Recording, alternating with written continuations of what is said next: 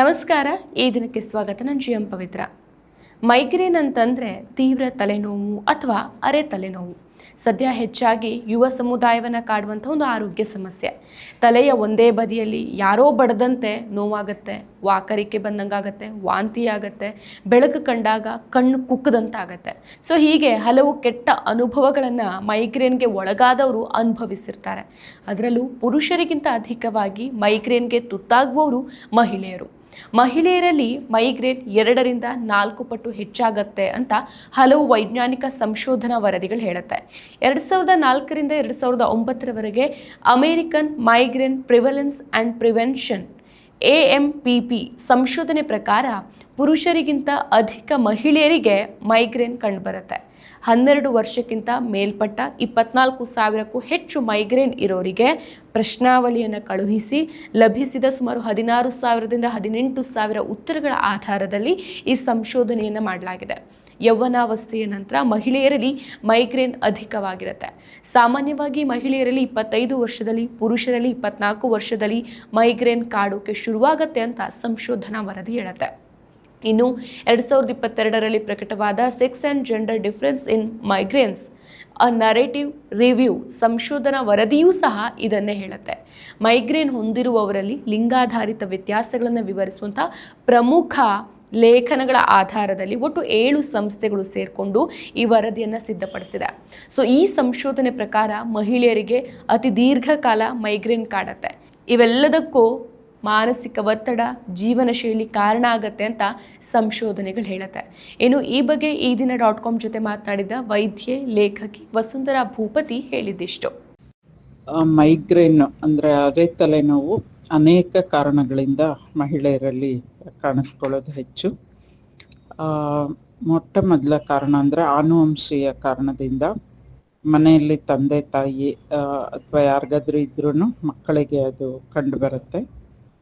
ಆಮೇಲೆ ಹೆಣ್ಣು ಮಕ್ಕಳಲ್ಲಿ ಹೆಚ್ಚಾಗಿ ಸರಿಯಾದ ಸಮಯಕ್ಕೆ ಊಟ ಮಾಡದೇ ಇರೋದು, ಅಂದರೆ ಬೆಳಗ್ಗೆ ಅವರೇ ತಯಾರು ಮಾಡಿದ ಆಹಾರ ಇರ್ಬೋದು, ಎಲ್ಲ ಗಂಡ ಮಕ್ಕಳಿಗೆ, ಅತ್ತೆ ಮಾವನಿಗೆ ಎಲ್ಲ ಕೊಟ್ಟು ತಾವು ತಿನ್ನೋ ಹೊತ್ತಿಗೆ ಸಮಯ ಇಲ್ಲ ಅಂತ ಹೇಳಿ ಚಿಕ್ಕ ಡಬ್ಬಿಯಲ್ಲಿ ಹಾಕ್ಕೊಂಡು ಹೋಗೋದು, ಅದನ್ನ ಯಾವಾಗಲೂ ತಿನ್ನೋದು, ಸಮಯ ತಪ್ಪಿ ಊಟ ಮಾಡೋದು, ಮತ್ತು ಪದೇ ಪದೇ ಕಾಫಿ ಟೀ ಕುಡಿಯೋದು, ಈ ಕಾರಣದಿಂದ ಕೂಡ ಅರೆ ತಲೆನೋವು ಮೈಗ್ರೇನ್ ಕಾಣಿಸ್ಕೊಳ್ಳುತ್ತೆ.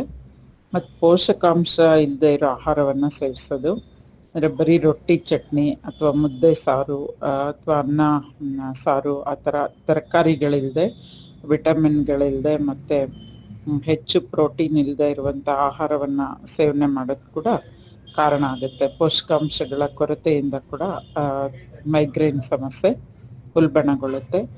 ಸರಿಯಾಗಿ ನಿದ್ರೆ ಮಾಡದೇ ಇರೋದು, ಅಂದರೆ 6 ರಿಂದ 8 ಗಂಟೆ ಕಾಲ ನಿದ್ರೆ ಪ್ರತಿಯೊಬ್ಬರಿಗೂ ಅವಶ್ಯಕ ಇರುತ್ತೆ. ಆದರೆ ರಾತ್ರಿನೂ ತಡವಾಗಿ ಮಲಗೋದು, ಬೆಳಗ್ಗೆ ಬೇಗ ಏಳೋದು, 4-5 ಗಂಟೆಗಳ ನಿದ್ರೆನೇ ಅನೇಕ ಮಹಿಳೆಯರು ಮಾಡ್ತಾರೆ. ನಿದ್ರೆ ಕಡಿಮೆ ಆಗೋದು ಕೂಡ ಈ ಮೈಗ್ರೇನ್ಗೆ ಕಾರಣ ಆಗುತ್ತೆ. ಮತ್ತು ಬಿಸಿಲಿನಲ್ಲಿ ತಿರುಗಾಡೋದು, ಅಂದರೆ ಅತಿಯಾದ ಬಿಸಿಲಿನಲ್ಲಿ ಕೆಲಸ ಮಾಡೋದು, ಯಾವುದೇ ಛತ್ರಿ ಅಥವಾ ತಲೆ ಮೇಲೆ ಒಂದು ಕರ್ಚೀಫು, ಟೊಪ್ಪಿ ಏನು ಧರಿಸ್ದೇನೆ ಹಾಗೇನೆ ಬಿಸಿಲಿನಲ್ಲಿ ಓಡಾಡೋದು, ತಿರುಗಾಡೋದು, ಇದೆಲ್ಲ. ಜೊತೆಗೆ ನೀರು ಕುಡಿದೇ ಇರೋದು. ಬಿಸಿಲಿನಲ್ಲಿ ತಿರುಗಾಡೋದ್ರ ಜೊತೆಗೆ ಅದಕ್ಕೆ ತಕ್ಕ ಹಾಗೆ ದಿನಕ್ಕೆ ಒಂದು 2.5 ರಿಂದ 3 ಲೀಟ್ರ್ ನೀರು ಕುಡಿಬೇಕು ಪ್ರತಿಯೊಬ್ಬರು. ಆದರೆ ಅನೇಕ ಮಹಿಳೆಯರು ತಾವು ಕೆಲಸ ಮಾಡೋ ಕಡೆ ಗಾರ್ಮೆಂಟ್ಸ್ ಮಹಿಳೆಯ ವರ್ಕರ್ಸ್ ಇರ್ಬೋದು, ಅಥವಾ ಬೇರೆ ಬೇರೆ ಖಾಸಗಿ ಕಚೇರಿಗಳಲ್ಲಿ ಕೆಲಸ ಮಾಡೋ ಕಂಪನಿಗಳಲ್ಲಿ ಕೆಲಸ ಮಾಡುವಂತಹ ಮಹಿಳೆಯರಿರ್ಬೋದು, ಶಾಲೆಗಳಲ್ಲಿರ್ಬೋದು, ಶೌಚಾಲಯ ವ್ಯವಸ್ಥೆ ಇಲ್ಲದೆ ಇರೋದು ಅಥವಾ ಶೌಚಾಲಯ ಇದ್ದರೂ ಅಲ್ಲಿ ನೀರಿನ ಸೌಲಭ್ಯ ಇಲ್ಲದೆ ಇರೋದು, ಈ ಎಲ್ಲ ಕಾರಣಗಳಿಂದ ಕಡಿಮೆ ನೀರನ್ನು ಕುಡಿತಾರೆ. ಆಗಲೂ ಕೂಡ ಈ ಮೈಗ್ರೇನ್ ಸಮಸ್ಯೆ ಕಾಡುತ್ತೆ. ಮತ್ತು ಹಾಗೆಯೇ ಮಾನಸಿಕ ಒತ್ತಡ ಹೆಚ್ಚಾಗಿ ಅವ್ರಿಗೆ ಆ ಕಾರಣದಿಂದ ಕೂಡ ಅರೆ ತಲೆನೋವು ಅಥವಾ ಮೈಗ್ರೇನ್ ಸಮಸ್ಯೆ ಕಾಣಿಸ್ಕೊಳ್ಳುತ್ತೆ.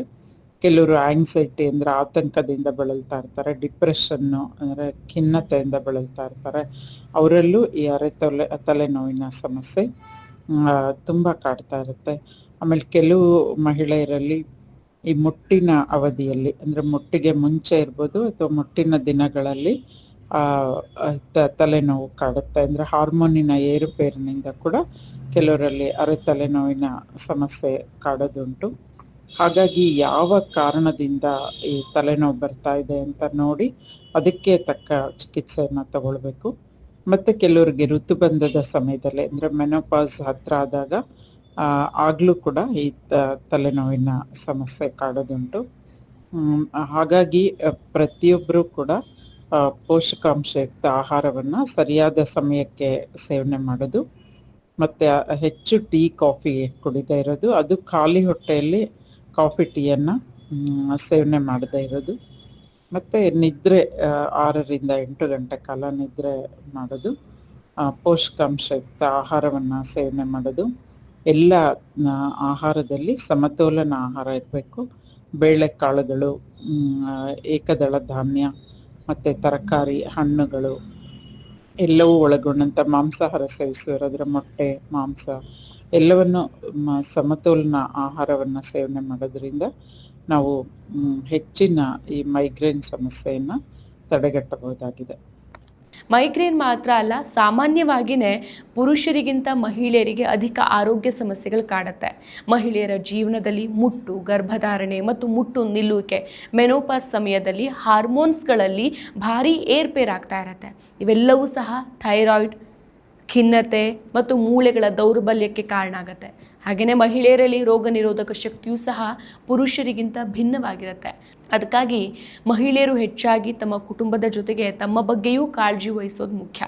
ಸೊ ಪೋಷಕಾಂಶಯುಕ್ತ ಆಹಾರವನ್ನು ಸೇವಿಸಿ ನಿಮ್ಮ ಆರೋಗ್ಯಕ್ಕೆ ಆದ್ಯತೆ ಕೊಡಿ. ಮತ್ತಷ್ಟು ವಿಶೇಷ ವಿಡಿಯೋಗಳನ್ನು ನೋಡಲು ಮತ್ತು ಹೊಸ ವಿಡಿಯೋಗಳ ಬಗ್ಗೆ ತಿಳಿಯಲು EDina.com ಯೂಟ್ಯೂಬ್ ಚಾನೆಲ್ ಸಬ್ಸ್ಕ್ರೈಬ್ ಮಾಡಿ ಮತ್ತು ಬೆಲ್ ಐಕಾನ್ ಕ್ಲಿಕ್ ಮಾಡಿ.